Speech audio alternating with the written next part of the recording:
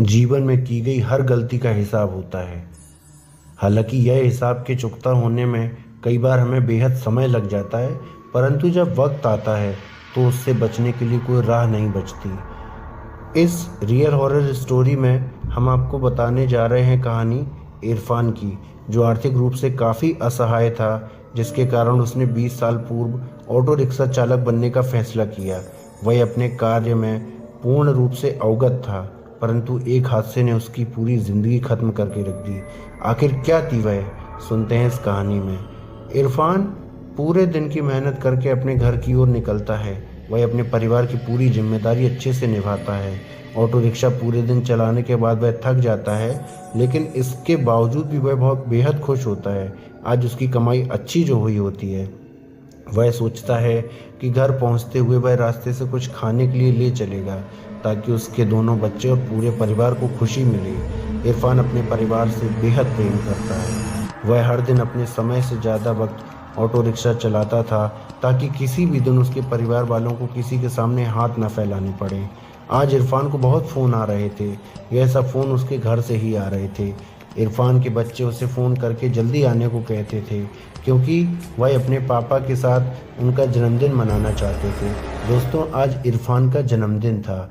इरफान के बच्चे लगातार इरफान को फ़ोन कर ही रहे थे।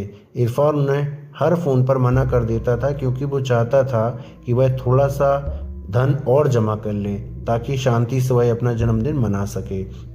रात के 11 बज रहे थे। इस वक्त गांव के लोग नींद की अवस्था में होते हैं। इरफान को अब कोई सवारी नहीं मिल रही थी। इरफान ने सोचा कि अब उसे शायद ही कोई ग्राहक मिलेगा। अब उसकी जेब में पूरे दिन के करीब 1200-1300 रुपए की कमाई हो चुकी थी। अब वह अपने घर की ओर निकल रहा था। उसने अपने होंठों को दोनों कानों को खींचा हुआ था। वह बेहद खुश था। वह रास्ते में ढाबे से कुछ खाना भी लेकर जाने का सोच रहा था। रात के वक्त होने के कारण वह अपनी तेज रफ्तार में ऑटो दौड़ा रहा था। यह रास्ता उसके घर की तरफ शॉर्टकट था। वह ऑटो को हवा से बात करवा रहा था। तभी अचानक से एक तेज रोशनी उसके सामने पड़ी और वह खुद को बचाने के लिए ऑटो के हैंडल को दूसरी ओर किया। अंधेरा होने के कारण उसे यह मालूम न चला कि उसका रास्ता बदल चुका है। वह जिस रास्ते पर अब था, वह एक रास्ते की खास बात थी। वह यह थी कि इस रास्ते से इरफान का गहरा संबंध रहा है। 20 साल पहले वह इसी रास्ते से गुजरा था। इरफान को उस रास्ते में घुसते ही अजीब सी आवाज़ें सुनाई देती हैं। उसे अपना वही सफ़र फिर से याद आने लग जाता है। वह इसी दिन 20 साल पहले आया था। रास्ता बेहद सुनसान था। वह जल्दी जल्दी आगे बढ़ रहा था। तभी अचानक से उसके ऑटो रिक्शा के सामने एक लड़की आ गई। लड़की की शक्ल देखकर इरफान बहुत घबरा गया। इरफान की आंखें बंद हो गईं। उसने आंखों को रगड़ा और फिर से आगे की ओर देखा, परंतु इस बार वह लड़की नहीं थी। इसी वक्त इरफान के कंधे पर उसी लड़की का हाथ आता है। वह सर्द हवा में भी पसीने से भीग जाता है। वह लड़की उसे बोलती है, भैया आगे की तरफ चलेंगे? इरफान डरते हुए जवाब में ना कह देता है। वह कहता है कि मुझे अपने घर की ओर जाना है। वह लड़की फिर कहती है, मैं आपको आपके घर तक पहुंचा दूंगी। इरफान डरते हुए उसे बैठा लेता है। वह अपना फ़ोन निकालकर अपने घर पर फ़ोन करने की कोशिश करता है, परंतु उसके फ़ोन में नेटवर्क नहीं आ रहा होता है। लड़की उसे कहती है, यहाँ फ़ोन नहीं चलता।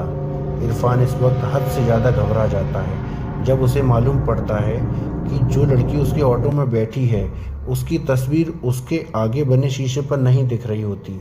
इरफान उस लड़की को ध्यान से देखने के लिए पीछे मुड़कर देखता है, तो उसका ऑटो से ध्यान भटक जाता है।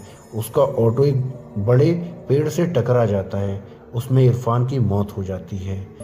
इरफान के घर का माहौल अब बेहद चिंतित रहता है। पूरी रात इरफान की कोई खबर नहीं मिली होती है। फ़ोन भी नहीं लग रहा होता है।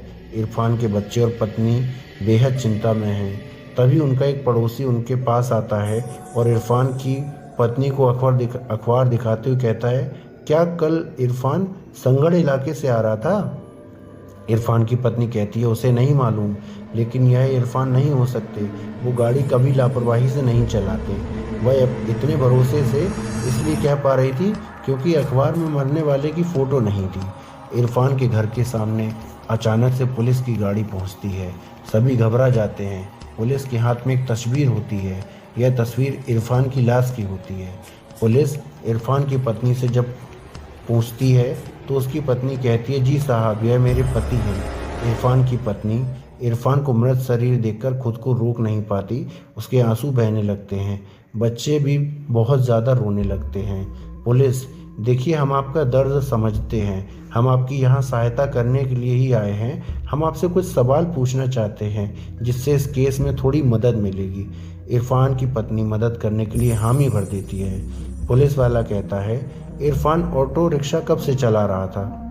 इरफान की पत्नी कहती है, जी आज तकरीबन 20 साल हो गए हैं। आज ही अपने जन्मदिन के दिन इन्होंने ऑटो चलाना शुरू किया था। पुलिस, अच्छा, यह ऑटो उसके खुद का है? इरफान की पत्नी कहती है, जी शादी के कुछ महीने बाद इन्होंने ऑटो को अपने नाम करवा लिया था। इससे पहले यह ऑटो इनके चच्चा जान का था।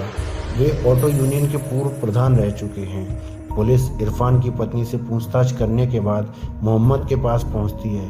मोहम्मद पूर्व ऑटो यूनियन का प्रधान रहा और इरफान का चाचा है। पहले तो वो पुलिस के हर सवाल का जवाब देने से मना करता रहा, लेकिन जब पुलिस वाले उसे सच बताने के लिए मारने लगे तो उसने बताया, इरफान की अम्मी बचपन में ही गुजर गई थी। इरफान के अब्बू यानी मेरे भाईजान शराबी थे।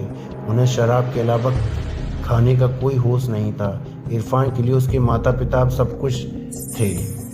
एक दिन ज़्यादा शराब के कारण भाईजान की मौत हो गई। इरफान अकेला हो गया। गरीबी के कारण ज़्यादा पढ़ा लिखा नहीं था, वह मेरे साथ ही रहने लगा। पहले तो हमने उसे पढ़ने के लिए कहा, लेकिन जब उसका मन पढ़ाई में नहीं था तो वह कहता कि उसे पैसे कमाने हैं ताकि वह अपनी ज़िंदगी अच्छे से बिता सके। इरफान के जन्मदिन के दिन ही हमने उसके लिए ऑटो लिया और उसे भेंट कर दी। ऑटो पाकर वह बेहद खुश था। ऑटो चालक के रूप में उसका यह पहला दिन। मैं भी उसके साथ ही गया था। यह सुनकर पुलिस वाला हैरान हो जाता है। पुलिस बीच में रुकता और पूछता है, तुमने कहा था कि इरफान उस वक्त अकेला था? झूठ कहा था मैंने। इरफान का जन्मदिन था तो उसके लिए संघर्ष से एक शराब की बोतल और साथ में कुछ चखने में भुजिया ली।